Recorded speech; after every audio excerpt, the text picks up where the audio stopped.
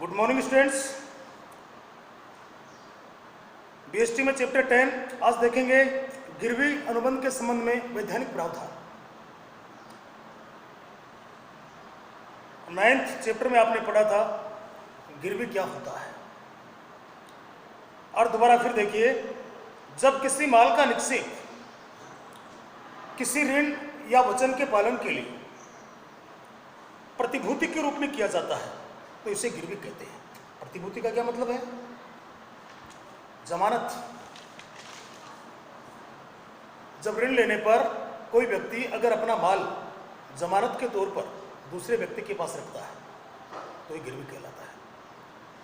कई बार आपने सुना होगा या देखा होगा, लोग पैसे उधार देते हैं तो कहते हैं कि अपने ऑर्नामेंट्स रख जाओ, उधार ले जाओ, वो गिरवी है।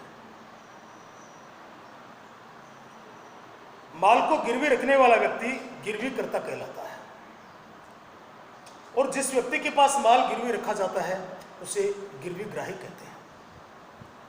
जो व्यक्ति माल को गिरवी रखता है गिरवी कर्ता कहलाता है, जिस व्यक्ति के पास माल गिरवी रखा जाता है उसे गिरवी ग्राही कहा जाता है। और क्या बातें आवश्यक देखिए इसमें। नंबर फर्स्ट, गिरवी विद्यमान माल की हो सकती है। गिरवी रखे जाने वाली वस्तु विभाजन योग्य होनी चाहिए। इसका क्या मतलब है? गिरवी रखे जाने वाली वस्तु विभाजन योग्य होनी चाहिए, जिसका विभाजन किया जा सके। विभाजन कैसे करेंगे? मान लीजिए किसी ने 5 लाख रुपए उधार लिए, अपने प्लाट के कागजात रख दिए, वो गिरवी हो गया। 5 लाख में से 2 लाख रुपए उसने चुका दिए, बचे कितने? 3 लाख रुपए और चुकाने। अब वो नहीं दे पा रहा तो क्या किया जाए? उसके प्लॉट को बेचकर अपने 3 लाख रुपए ले जाए और जो कुछ बच जाता है उसको दे दिया जाए। तो इस तरह की वस्तु होनी चाहिए जिसको विभाजित किया जा सके। अब देखिए गिरवी ग्राही के अधिकार। गिरवी ग्राही कौन? जिसके पास माल रखा गया है। तो उसके क्या क्या राइट्स होते हैं देखिए। नंबर 1, ऋण की राशि के लिए माल को रोकना। जब तक ऋण चुकता नहीं हो जाता है तब तक वो गिरवी रखे माल को रोकने का अधिकार रखता है। सेकंड, असाधारण खर्चों को पाने का अधिकार। अगर कोई असाधारण खर्चा होता है, कैसे हो सकता है? ऑर्नामेंट्स किसी ने गिरवी रख दी है, उसने ऑर्नामेंट्स बैंक में ले जाकर रख दी है, तो बैंक तो किराया लेगा नौकर का, वो खर्चा पाने का अधिकार है। उचित सूचना देकर माल को विक्रय करने का अधिकार। अगर पेमेंट समय पर नहीं आता है तो वो गिरवी कर्ता को उचित सूचना देकर माल को बेचने का अधिकार रखता है। गिरवी कर्ता पर वाद प्रस्तुत करने का अधिकार। वो गिरवी कर्ता के विरुद्ध मुकदमा भी दर्ज कराने का अधिकार रखता है। गिरवी ग्राही के कर्तव्य क्या क्या देखिए। माल की उचित देखभाल करना। जो भी माल गिरवी रखा हुआ है उस माल की उचित देखभाल करना। जब तक पेमेंट पूरा नहीं हो जाता है तब तक उस माल को ठीक से रखें। सेकेंड, गिरवी रखी वस्तु को अपने निजी उपयोग में नहीं लेना। जो भी कुछ गिरवी रखा गया है उसको गिरवी ग्राही अपने निजी उपयोग में नहीं ले सकता है। ऑर्नामेंट्स अगर गिरवी रखे हैं उनको यूज नहीं कर सकता। नेक्स्ट देखिए, ऋण की राशि और आवश्यक खर्च मिलने पर गिरवी कर्ता को माल लौटाना। अगर गिरवी कर्ता ने ऋण चुका दिया है, आवश्यक खर्चों का भुगतान कर दिया है, उसकी ड्यूटी है, कर्तव्य है कि वो माल को लौटा दे। गिरवी रखे माल को अपने निजी माल में नहीं मिलाना। जो अपना निजी माल है उसका प्राइवेट, उस माल में गिरवी रखे माल को ना मिलाए। अब देखिए गिरवी कर्ता के अधिकार। गिरवी कर्ता जो माल को गिरवी रखता है उसके पास क्या क्या राइट्स होते हैं। नंबर 1, ऋण एवं आवश्यक खर्चों का भुगतान करने के पश्चात गिरवी रखे माल को प्राप्त करने का अधिकार। अगर वो पूरा ऋण चुकती कर देता है तो अपना माल जो गिरवी रखा है उसको प्राप्त करने का अधिकार उसके पास होता है। सेकंड देखिए, गिरवी रखे माल को यदि कोई क्षति पहुंचती है तो क्षतिपूर्ति प्राप्त करने का अधिकार। जो माल गिरवी रखा है उस माल को अगर कोई क्षति हुई है, ऑर्नामेंट्स गिरवी रखे हैं, अगर कोई नुकसान हो गया उनको तो उन पर जो खर्च होगा उसे प्राप्त करने का अधिकार है। थर्ड देखिए, ऋण का उचित समय पर भुगतान न होने पर गिरवी रखे माल को बेचने का अधिकार।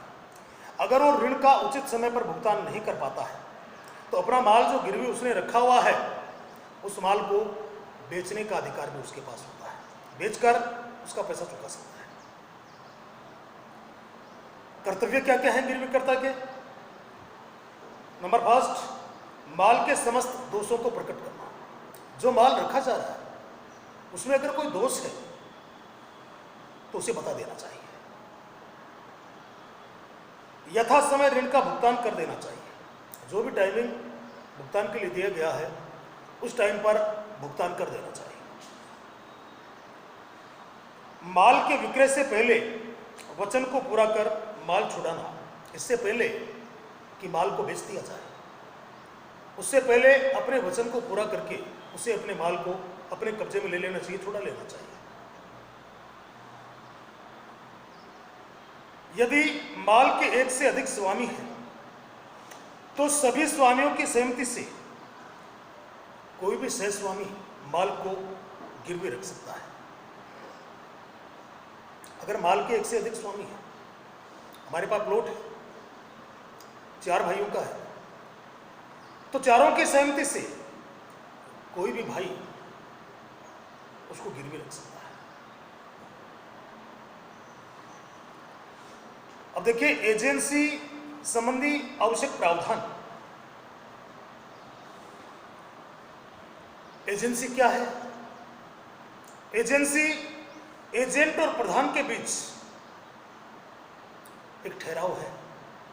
ठहराव मीन्स एग्रीमेंट, जिसमें प्रधान एजेंट को अपना प्रतिनिधित्व करने और अन्य पक्षकारों के साथ अनुबंधात्मक संबंध स्थापित करने के लिए अधिकृत करता है। प्रधान एजेंसी का मालिक है, वो एजेंट को एजेंसी देता है, उसको यह अधिकार प्रदान करता है कि तीसरे पक्ष के साथ में उसकी ओर से अनुबंधात्मक संबंध स्थापित कर सकता है, कांटेक्ट कर सकता है। अब देखिए, एजेंट कौन नियुक्त कर सकता है? सभी वयस्क व्यक्ति, ऐसे व्यक्ति जो वयस्क हैं वो एजेंट नियुक्त कर सकते हैं।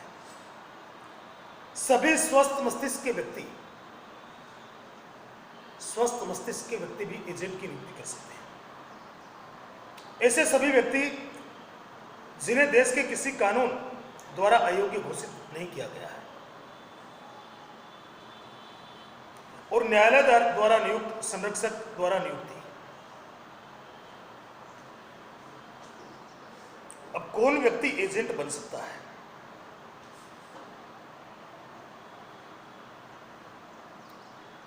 कोई भी व्यक्ति एजेंट बन सकता है।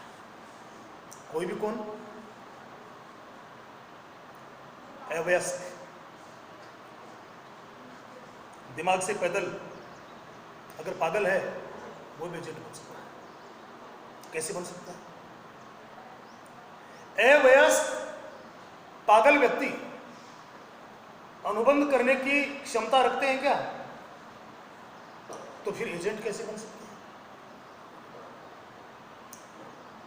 वो एजेंट इसलिए बन सकते हैं कि एजेंसी में एजेंट और प्रधान के बीच में ठहराव होता है, अनुबंध नहीं होता है। आपने पढ़ा है कि अवयस्क अनसाउंड माइंड पागल व्यक्ति अनुबंध नहीं कर सकते। यहां अनुबंध होता ही नहीं। एजेंट और प्रधान के बीच में ठहराव होता है, इसलिए अवैध को और पागल को भी एजेंट बनाया जा सकता है, लेकिन उनके कार्यों के लिए प्रधान ही उत्तरदायी होगा। अगर वो कोई ऐसा काम कर देते हैं जिससे बिजनेस में कोई बड़ा नुकसान हो जाता है तो उनको उत्तरदायी नहीं ठहराया जा सकता, उसके लिए प्रधान ही उत्तरदायी होगा।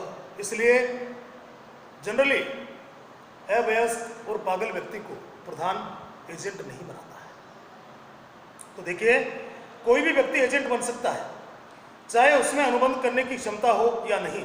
इसलिए अवयस्क, अस्वस्थ मस्तिष्क का व्यक्ति भी एजेंट बन सकता है, क्योंकि एजेंसी की स्थापना के लिए ठहराव का होना ही पर्याप्त है। लिखित भी हो सकता है, मौखिक भी हो सकता है, तो ठहराव का होना ही पर्याप्त है, अनुबंध का होना अनिवार्य नहीं है। लेकिन एक अवयस्क या अस्वस्थ मस्तिष्क के व्यक्ति को एजेंट नियुक्त करना एक जोखिम भरा कार्य है। अगर नियुक्त कर भी दिया जाता है, इनके कार्यों के लिए उत्तरदायी कौन? प्रधान होगा।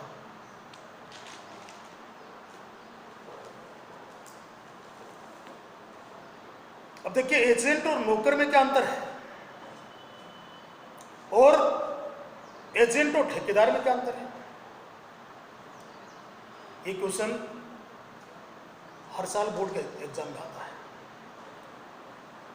2 नंबर का भी आ सकता है, 1 नंबर का भी आ सकता है। एक अंतर पूछा जा सकता है 1 नंबर का, 2 नंबर का आएगा, 2 अंतर पूछे जा सकते हैं, 4 का भी आ सकता है, क्योंकि इस चैप्टर से 1 नंबर का क्वेश्चन भी आएगा, 2 का भी आएगा, 4 का भी आएगा, 6 का भी आएगा।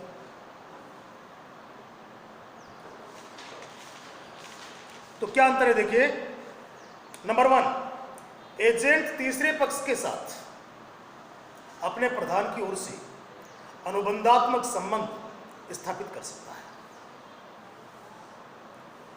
जबकि नौकर इस प्रकार का अनुबंध नहीं कर सकता है। सेकंड, एजेंट को जो पारिश्रमिक मिलता है वो कमीशन या फीस के रूप में प्राप्त होता है, और नौकर को जो पारिश्रमिक मिलता है वो किस रूप में? वेतन के रूप में। थर्ड, देखिए, एक एजेंट के अनेक प्रधान हो सकते हैं। मैं चाहूं तो 4 एजेंसियां ले सकता हूं, तो मेरे 4 प्रधान हो गए, लेकिन सामान्यतः नौकर का एक ही मालिक होता है। अगला देखिए, एजेंट एक समय में नौकर नहीं हो सकता। जनरली जो एजेंट है वो एजेंट होने के साथ साथ में नौकर नहीं हो सकता है, यानी नौकरी नहीं कर सकता है। नौकर कभी कभी नौकर के साथ एजेंट भी बन सकता है। नौकर एजेंट बन सकता है, लेकिन एजेंट नौकर नहीं बन सकता। 4 अंतर हुए, देखिए इसके। आगे देखिए, एजेंट और ठेकेदार में अंतर। एजेंट और ठेकेदार में क्या अंतर है? देखिए, नंबर 1, एजेंट अपने प्रधान के निर्देशानुसार कार्य करने के लिए बाध्य होता है। प्रधान और एजेंट के बीच में जो भी ठहरा हुआ है, जो भी शर्तें नियम लागू किए गए हैं, उनके अनुसार काम करने के लिए बाध्य होता है। ठेकेदार, एक ठेकेदार अपने अनुबंध के अनुसार कार्य करने के लिए उत्तरदायी होता है। ठेकेदार कौन होता है? ठेका लेने वाले व्यक्ति। हमने मकान बनाने का ठेका दिया, अब जो भी अनुबंध में हमारे बीच शर्तें तय हुई हैं उसके अनुसार उसको काम करना।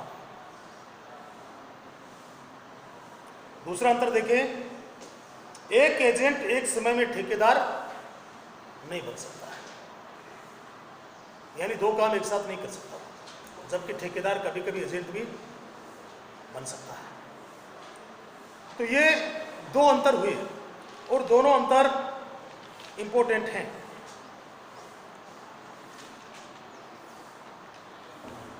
लास्ट टॉपिक और बचा हुआ है इस चैप्टर का, वो अगली क्लास में देखेंगे।